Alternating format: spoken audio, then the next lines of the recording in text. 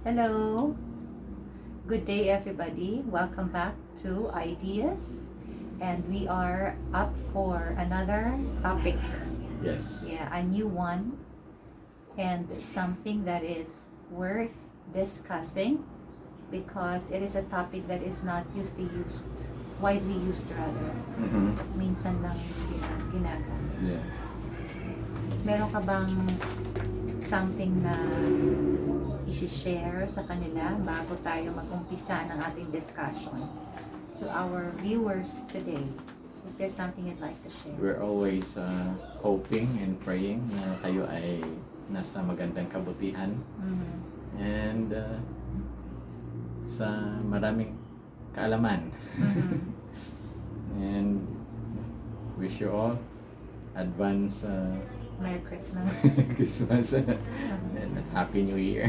Oh, After 2 months, mag-New Year na. yeah. After 6 to 7 months or 8 months, kakaroon na tayo ng bagong presidente. Yeah, exactly. And yesterday we went to the mall, right? Yes. And there was life inside the mall Yes. for 2 years straight. When we visit the mall, we usually see empty spaces. But yesterday, with the kids together with us, ay parang buhay na buhay ang mall. Yes. Yeah. What made the mall feel alive and awake? What do you think?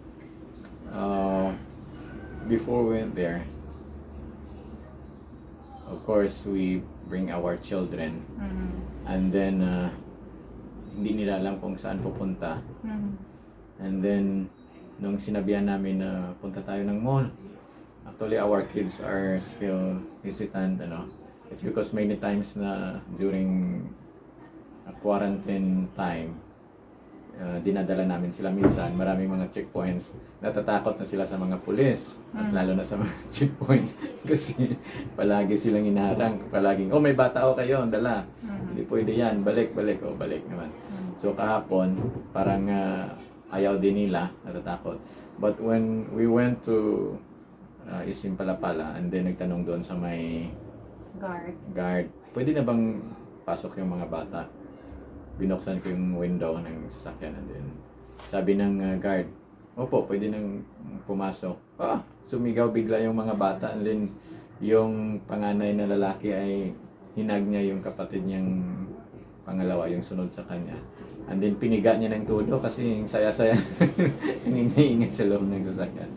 So I think kahit yung mga tao doon, yung mga workers na pumapasok, sabi nila parang for almost 2 years, yung makikita nila ay mga matatanda lang at saka mga ilang mga tao lang. But after, nabuksan na. And then, siguro yan ang nagbigay ulit ng buhay. No? The presence of the children. Sabi nga ng isa doon, ay parang nakakaaliw naman. May mga bata na mga sumisigaw. Tumatakbo-takbo. Yes. Because it's a sign of, it's a signal that things are getting back to normal. So sabi ko, mga 2 years din nakakulong yung mga bata, no? And that is our life. Okay, so it was nice. It was a refreshing experience to see kids. Pero bago kayo pumasok ng mall, we were asked for a copy of our vaccination card. Kailangan fully vaccinated for you to bring your kids. Pag may dala lang na bata. Pag walang dalang bata, parang okay lang ang adult parang na walang okay lang. And then, fully vaccinated. Face shield, hindi na siya mandatory, no? But voluntary. Dito sa mga areas na, I think, alert level 1 to 3. Parang unfair na pag may bitbit ka na anak, hindi ko maintindihan kung bakit pag may bitbit na anak, kailangan may card. Ano kaya? For the parents to bring the kids, they have to be fully vaccinated first. What does it mean? Anong ibig sabihin kaya ng ganong move? Protektado ka sa kanila. That is why, kahit noon pa, palagi kong nare-realize na there are a lot of policies yung mga pinapatupad, lalo na yung mga pinapatupad ng IATF, ano. And then napipressure yung mga sundalo, yung mga pulis na ipatupad. It's because galing from their superiors. But kung tingnan natin, they are parang unreasonable. Parang oo. But we are going to use it. But simply put, pag ganyan, pag you are asked to show a copy of your vaccination card and you tag along your children with you, for me it's a measure of responsibility. Like, were you responsible enough to have your vaccination for you to be granted an access to enter the mall and exercise your freedom to visit and go around. Pwede kasing ganyan yung pagtingin nila. Pwede nila ganyan. Yes. Although hindi sa atin yung nanggaling. Sa atin ay haka-haka lamang. Baka yun. Or it could be that, kasi I could not understand the logic behind yung kailangang fully vaccinated para mabitbit ang anak. Sana ay kahit hindi fully vaccinated, Pwede sana. pwede na sana kahit kanino para walang discrimination. Tama. Kasi una-una naman ang vaccination ay voluntary, hindi pa naman mandatory. Baka sa sunod na mga araw maging mandatory. Tsaka hindi pa enough yung supply na everybody will Yes. be able to avail of it. And then under experimentation, yung mga nabakunahan, tayo mga nabakunahan ay mga under experimentation. So kung magsusumbi tayo sunod ng mga araw, at least marami tayo. Yan.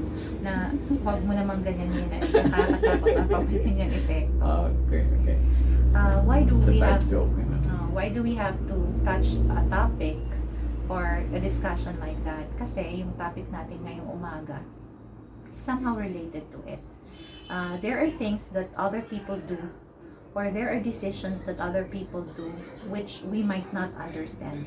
Yes. Because hindi sila tayo. Oftentimes, nangyayari yan sa atin. Yes, and there are decisions they make that they can make it appear like it's for a good reason, but when you look at it on your side, it may not be that good for you, and you will always end up telling yourselves that nasa ibang kultura kasi kayo, nasa iba kasi ang pag-iisip or karanasan or iba ang mindset ninyo para sabihin ng ganyan. Kaya hindi tayo nagkakaisa. Tama. Hindi tayo nagkakaintindihan. So speaking about culture, sometimes we consider culture na parang pag taga-ibang bansa ka, ibang kultura ka na. Which is tama naman. But kung tingnan natin, locally, bawat bahay mayroong iba't ibang kultura. Tama. So our children were affected by kung anong kultura na pinapatakbo natin sa ating bahay, sa ating family. So yan. That is why there is this terminology called intersubjectivity. Okay. So, Ano ba yung intersubjectivity? It's one of the topics in the philo class of senior high school students. What exactly is the meaning of the word intersubjectivity? yes, that's the question, and that's the topic we're going to talk today. Okay. Under the introduction to the philosophy of the human person.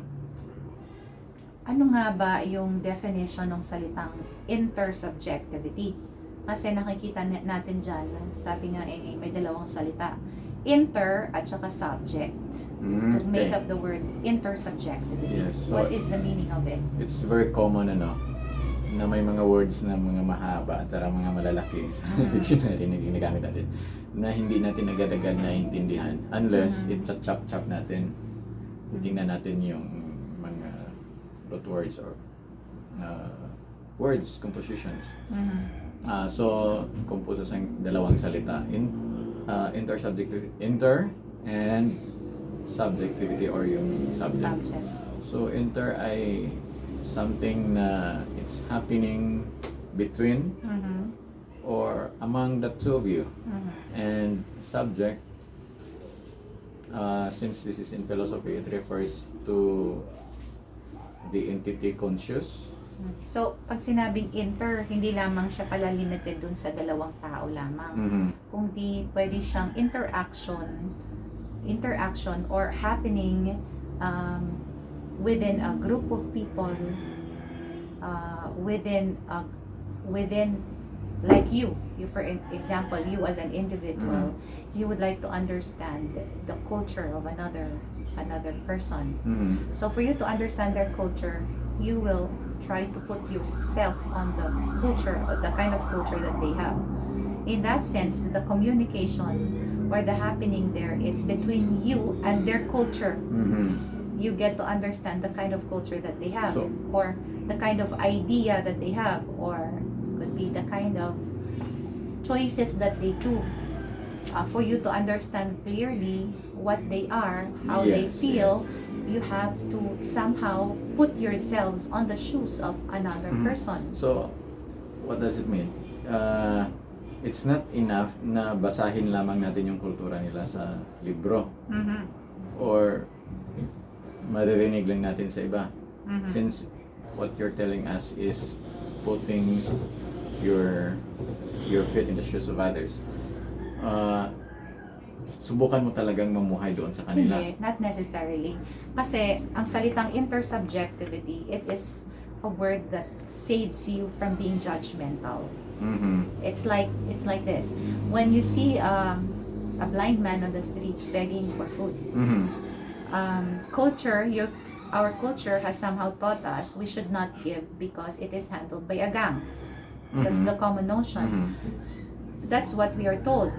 Mhm. That's what they say, and they are so strong in making us believe this reality. Yes. But what happens? You also have to beg and go to their culture, and you have to be blind also for you to understand. No, you don't have to. I It's get it. just that putting yourself on the shoes of other person. What if you were the one begging? You were the one who could not see anything, and you were the one who were judged as such. How would you feel? Because being intersubjective would make you stop from being judgmental. Okay, It would okay. guard you from Oh. making negative comments or having negative thoughts about another person. Para siyang it limits you. It limits you. It guards you from your own thinking So it's a about good thing. another person. So it's a good thing pala na yung philosophy also has this kind of topic. Nakita ko na yung kahulugan ng intersubjectivity, which is parang ano lang siya, medyo concise. Intersubjectivity is a coined word from the prefix inter, which connotes among and between. Oh yes. And the philosophical term subject, that is equivalent to a conscious being. Okay. So I think yan ang pinaka madali and then thus intersubjectivity would mean in the general sense as sharing of subjective states by two or more individuals. By Skiff 2006. So tama yung pagkakasabi na it will refrain us from judging others. Why? You are sharing kung ano yung kanilang possible na nararanasan. Yeah, so that's exactly what intersubjectivity is. It's really a simple concept, but if you look at it, it's also complicated. It's also complicated. But why is sinasabi doon na it's on the conscious being. Yes, conscious being. Is this intersubjectivity hindi siya applicable sa Object? mga gamit? Hindi po pwede. It is only applicable for human beings. Okay. Kasi pag sinasabi mong subject, iba naman yung sinasabi sa school, sa English, yung subject and predicate, iba yun. Pag sinasabing subject dito, you are focusing or referring to a conscious body, ibig sabihin buhay. Buhay na katawan, may consciousness. In contrast to object. Yeah. In contrast to object, ang object syempre wala. So when, say for example, when the police tells you, our subject is the one wearing red, it means that's the person the policeman is trying to asking you to, maybe you are missioned. Pero hindi naman yung aso May mission na, ka. na pinadamitan na pula. Oh, hindi naman. Kailangan tao. So we're Conscious talking... ba ang aso? Aware ba siya sa mga ginagawa niya? Hindi kasi natin world yun eh. Yes. They are conscious in their own world. But it's not in the level of human beings. And I think dogs, they have their own way of communicating with each other. But anyway, they are in different world. So yun lang yan siguro. As compared to the word object naman, what's the meaning of object? It was referred to hindi yung ano, Hindi tao. gamit, hayop, halaman. They are conscious but they are not, no. They have life but they are not rational beings like human beings. No, ganun. And I think sa ating book, module, or sa ating reference ay ginamit din yung parable of The Good Samaritan. the Good Samaritan. I think it's good to talk about it. So, can you tell us the story of the Good Samaritan first? Para magamit natin sa ating discussion. Okay. Yung parable of the Good Samaritan, which is from the Bible, found in the book of Luke, chapter 10, 25, verses 25 to 37, or verse 25 to 37. Para sa kaalaman ng lahat, pwede kong basahin. Go ahead. This is from the New International Version. Sabi dito, verse 25. On one occasion, an expert in the law stood up to test Jesus. Ito yung sabi niya, Teacher, he asked, what must I do to inherit eternal life? And then, verse 26. What is written in the law? Jesus replied, how do you read it? Verse 27, he answered, love the Lord your God with all your heart, and with all your soul, and with all your strength, and with all your mind, and love your neighbor as yourself. Verse 28, you have answered correctly. Jesus replied, do this, and you will live. Verse 29, but he wanted to justify himself, so he asked Jesus, and who is my neighbor? Verse 30, in reply, Jesus said, a man was going down from Jerusalem to Jericho when he was attacked by robbers. They stripped him of his clothes, beat him, and went away, leaving him half dead. A priest happened to be going down the same road, and when he saw the man, he passed by on the other side. Verse 32, so too, the Levite, when he came to the place and saw him, passed by on the other side. Verse 33, but the Samaritan, as he traveled, came where the man was, and when he saw him, he took pity on him. He went to him and bandaged his wounds, pouring on oil and wine. Then he put the man on his own donkey, brought him to an inn, and took care of him. The next day, he took out 2 denarii and gave them to the innkeeper, looking after him. He said, and when I return, I will reimburse you for an extra expense you may have. Verse 36, which of these 3 do you think was a neighbor to the man who fell into the hands of the robbers? Verse 37, the expert in the law replied, the one who had mercy on him. And then Jesus told him, go and do likewise. Okay. I think the author has something. Yun ang Luke chapter 10, 25 to 37, which is the parable of the Good Samaritan. I think the author here has something to share why he included subjectivity topic. Yeah, so it's actually the concept of intersubjectivity.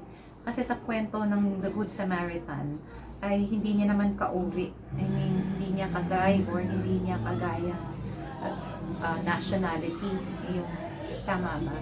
Yes. Yung tao na nangangailangan ng tulong. But then, he extended help. And that makes him a neighbor. Kasi being a neighbor does not literally mean, physically mean, dapat magkatabi kayo sa bahay. Or I mean, yung mga bahay Magkatabing ninyo, bahay. magkatabing bahay.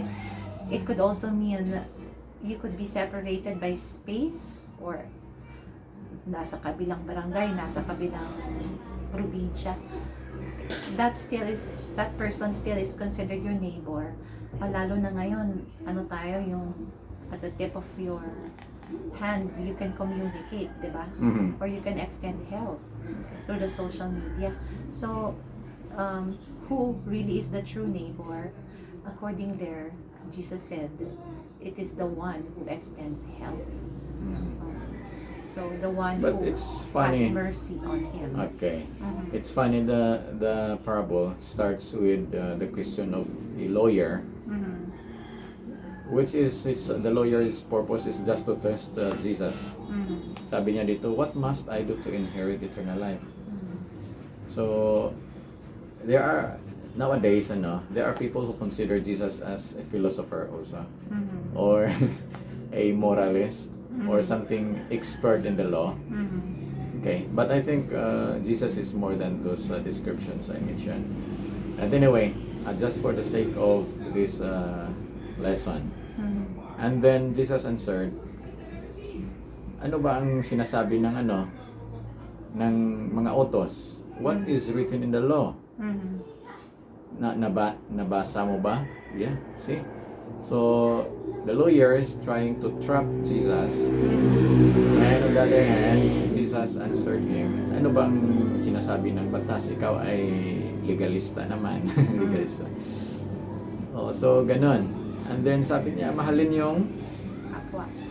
yung Diyos sa buong puso, buong kaluluwa, at saka buong strength, and with all your mind. And then, you have to love your neighbor as yourself. So, the question kanina ay paano magkaroon ka ng eternal life. And then, Jesus answered, tama naman yung sinabi mo. Gawin mo, and ikaw ay mabuhay. Pero sabi ng lawyer, kanino ko ba gawin yan? Sino ba yung mga gawan ko? Of course, so inassume na talaga na yung mga neighbor. So that is why his question, the lawyer asked Jesus, who is my neighbor? Siguro inassume niya na wala siyang kapitbahay, So gusto niya talagang i-trap si Jesus. So sino yung aking kapitbahay? Yun, I think na-mention kanina, yung kapwang tao, kapwang conscious. Kapwa tao. Ano ba yun kanina? Conscious being. Conscious being. Yes, conscious being. So if you're a human being and then someone beside you is a human being, unless you cannot do intersubjectivity, kung kino-consider mo yung katabi mo na hindi tao, possible So, object, kaya siguro nyo ng treatment. Yes, that's the reason. That is why criminalities nowadays, corruption sa government, o kung hindi man sa government, kahit sa kung saan, there are things na parang yung pagkakadescribe ng iba ay inhuman, hindi makatao. Maybe it's because we are not considering others as a conscious being, or something na kapareho ta. Right? So, kung ipagpatuloy natin, doon na nagkwento si Jesus ng story ng mayroong isang tao na papunta from Jerusalem papunta sa Jericho. There comes the robbers, yung mga nag-atake sa kanya. And that person is a Jew. Kaori sila nila Jesus, at saka yung mga lawyers na yun nagtanong sa kay Jesus, kaori sila. And then inatake, and then iniwan na parang half dead according to the parable. At after that, mayroong dumaan. Anong unang dumaan? Yung pari. So pari, they are Hebrew people, they are Jew. Kaori ng nagtanong kanina na lawyer. But iniwasan niya. Pangalawa, yung dumaan ay yung Levites, which is they belong to the group na their role is to serve the church also. No? So parang mga ganon din sila, mga pare, o mga pastors, mga, yes, they are special group of people na they serve the Lord and the people. So sila yung mga Levites. But yung ginawa niya, ganun din, umiwas din.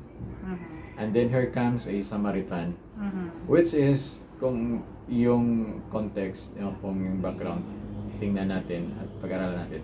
Ito pala ay yung pagtingin ng mga Hebrew or ng mga Jew sa Samaritan ay parang hindi mga tao. Parang sobra naman yung pagkakadescribe, ano? Parang hindi nila ka-level.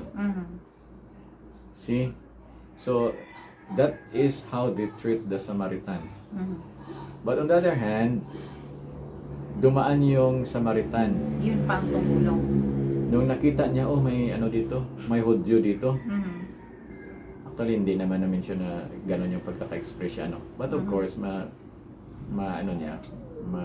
malalaman natin na naintindihan niya na it's not his, kadugo, katribo. And then, tinulungan niya sa madaling salita. Dinala, and then, pinagamot, and then, iniwanan ng pera, and then, sinabihan na babalikan, and then, babayaran pa. And then, a very simple answer to the question, who is our neighbor? It's the one who rendered mercy and help. So, hindi yung sa gilid ng bahay mo. Hindi yun ang neighbor mo.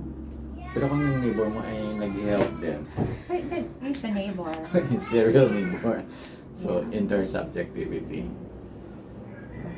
So, that's the concept of intersubjectivity. Simple siya, pero mahirap din intindihin. Yes? Or madali lang. Like you. Madali siguro intindihin, mahirap gawin. Mahirap gawin. Ikaw ba'y naka-experience na nagamit mo yung konseptong intersubjectivity? Maybe. But siguro unconscious tayo or hindi natin naisip kasi yung subject, yung lesson na ito or hindi pa natin napagdaanan ito. But in many ways, tayo ay siguro nagbuhos din ng ating tulong, ng ating dinamdam din natin yung mga sinubukan din natin na ilagay natin yung ating sarili sa kalagayan ng iba. And then, we are trying to, anong sabi doon? Enter between two conscious beings. So, you are trying to connect, you're trying to, communicate. Nangangailangan ka ba ng tulong? Hindi ba yan sa mga yung sabi nila ay sa mata lamang? Yung pagtulong? Pagtulong. O, halimbawa na nakikita mo nangangailangan ng tulong. Okay. Naawa ka lang. Naawa ka. Wala ka namang ginawa. Yan ang siguro ang kaawa. Naawa ka lang sa pagtingin. Wala ka namang ginawa. Okay. Posibleng pwede din ganyan. Kasi even if you did not really extend the help, at least in yourself, you understood their situation. So, it put a limitation on your being judgmental. I don't know if that idea is right. Okay. Yung issue or yung topic ng judgmental, ang tendency naman kasi ay, halimbawa ay nakita mo yung nakakaawa na, and then you're not willing to help, but yung sasabihin mo ay, buti nga yan sa kanya. Or sabihin mo na ganun siya, kasi ay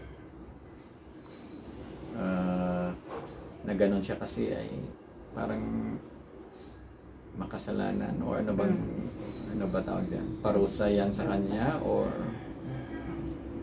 But this topic of intersubjectivity in the curriculum guide, it is actually being focused on the persons with disability. Being intersubjective to people with disabilities. How are you gonna treat them? putting in mind or having in mind the concept of intersubjectivity, how are you gonna treat the people in society na may kapansanan? Okay, may kapansanan at the same time yung siguro hindi sila namuhay na kagaya mo. Walang bahay. Yes, exactly. Yung kulang yung body parts nila, paano mo sila i-treat? Kasi it cannot be denied na parang hindi naman kinakatakutan, kundi parang ina-avoid dahil sa siguro pag-iisip na mahirap pag pag tinulungan mo yung taong ito, mauubos yung oras mo dahil mag-extend ka talaga ng time dahil meron silang hindi normal sa katawan nila eh. So pati ikaw, you have to accept the reality that once you extend help to them, your time would be consumed, a lot of it. So putting yourself on the shoes of people with disability, having in mind, understanding the concept of intersubjectivity would somehow compel you to do something for them. Yes. To think something better for them, to create activities and programs and maybe income generating activities for them, knowing that they also have their needs. Kagaya yung illustration ko sa mga bata, if there is somebody you wanna help, let's say a disabled individual, you wanna help that person but you don't want to make that person feel dependent on you. So what you will do, sasabihin mo, tara, mamingwit tayo. Let's go fishing together. Okay. Instead of saying, wait for me here, I'll go fishing for you. Oh, you are making that person dependent on you, just waiting for the blessing to come. Other than ikaw mismo, sasabihin mo sa kanya, come on, let's go together. Let's find food together, and then you assist the person in having the food, in getting the need that his need. So in that way, nakakatulong ka hindi lamang sa pagkain niya ngayong one meal but nakakatulong ka somehow magiging marunong siya mamingwit, mangisda. Nakatulong ka sa kanya habang buhay. Yes, exactly. That's the concept. And then, if you connect it with another subject na tinitake nyo ng mga bata senior high, yung community engagement, doon mo sila ma-connect. Kasi, come to think of it, in philo, you are taught on how to be intersubjective, especially to people with disabilities. And then here comes another subject teaching you what to do, how to create something for the community where you are in such a way that you can be of help, or you can render help, or you can make a difference.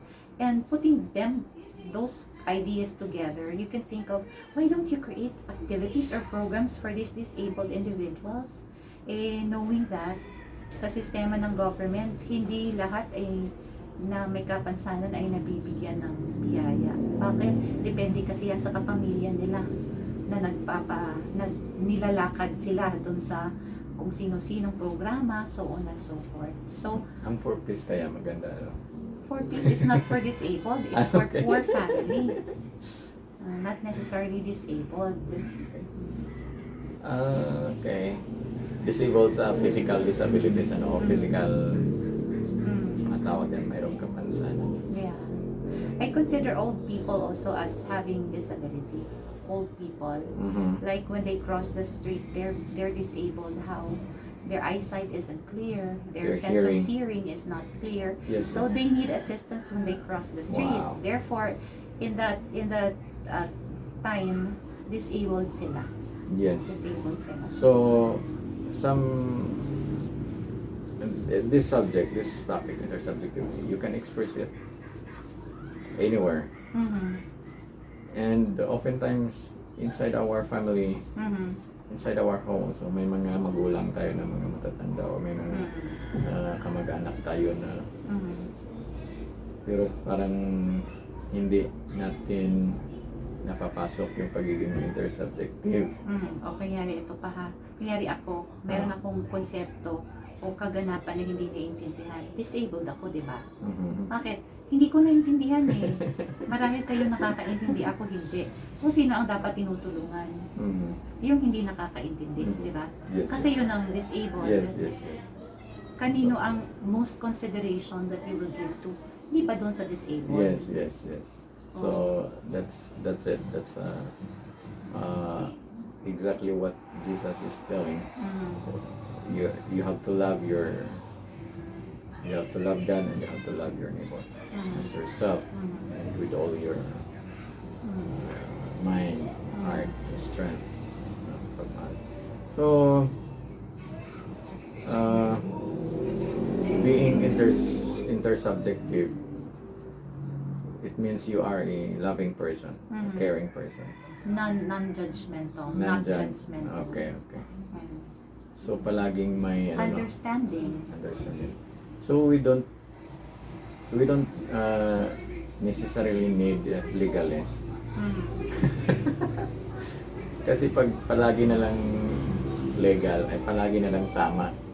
Which is, sabi doon ng iba din, pag palagi ka na lang tama, malamang ikaw ay mali. So, Jesus is teaching us a very simple lesson. We have to consider also others. We have to help the needy.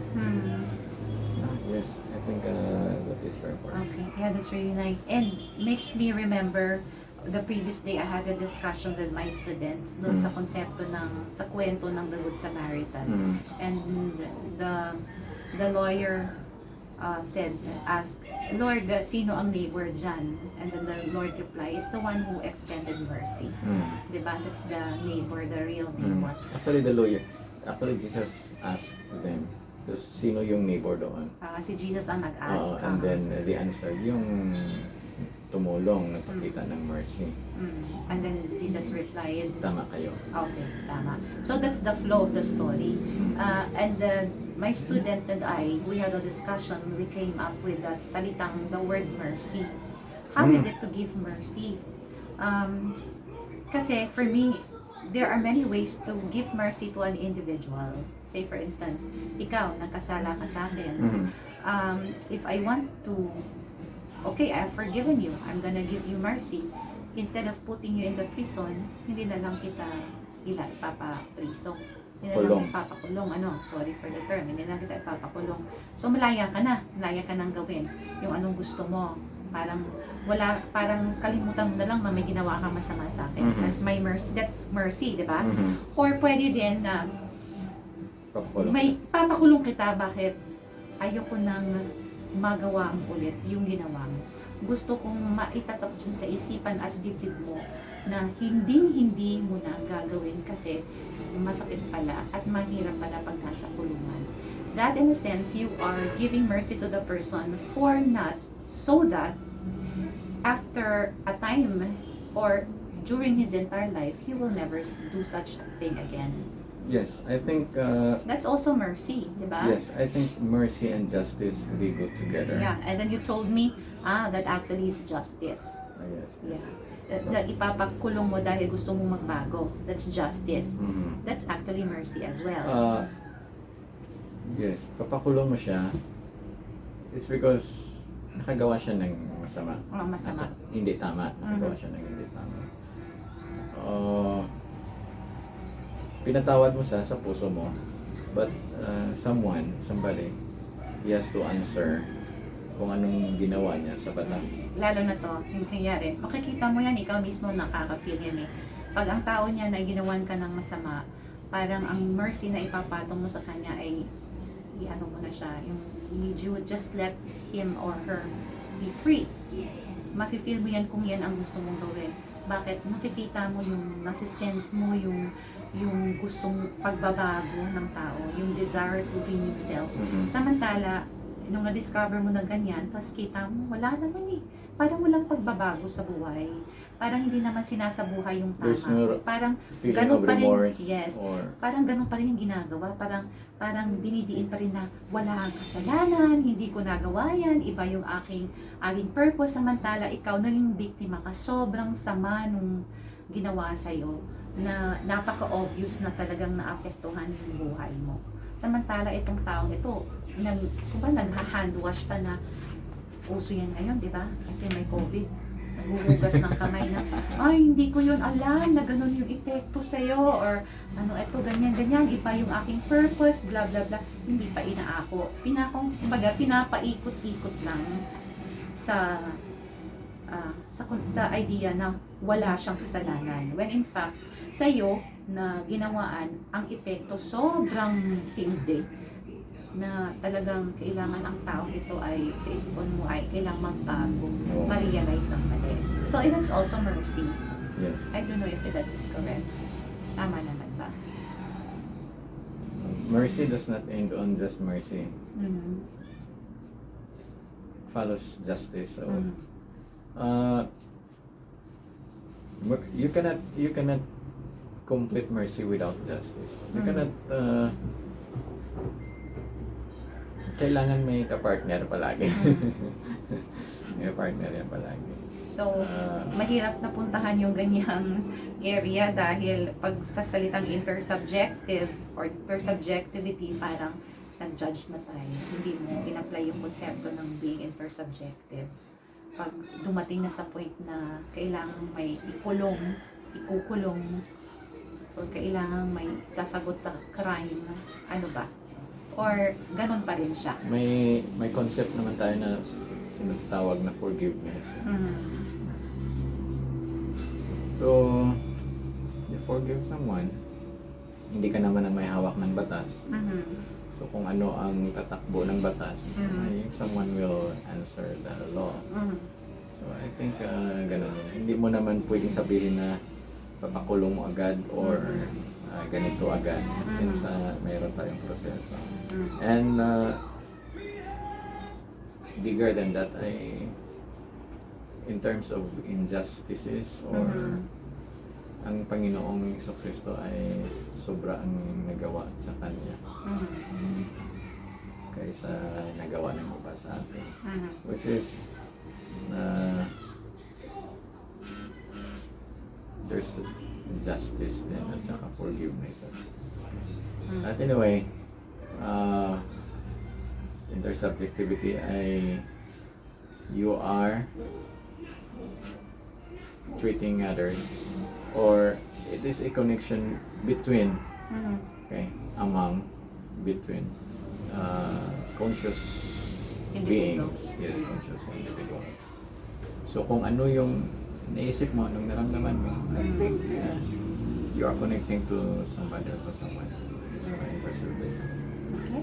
So I think we were able to understand fully, discuss fully the concept of intersubjectivity. Yes, if you have a comment or something to say to us or anything to suggest, you just can comment in the comment section of the YouTube channel.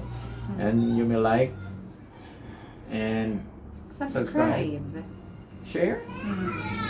Sharing is Caring ideas.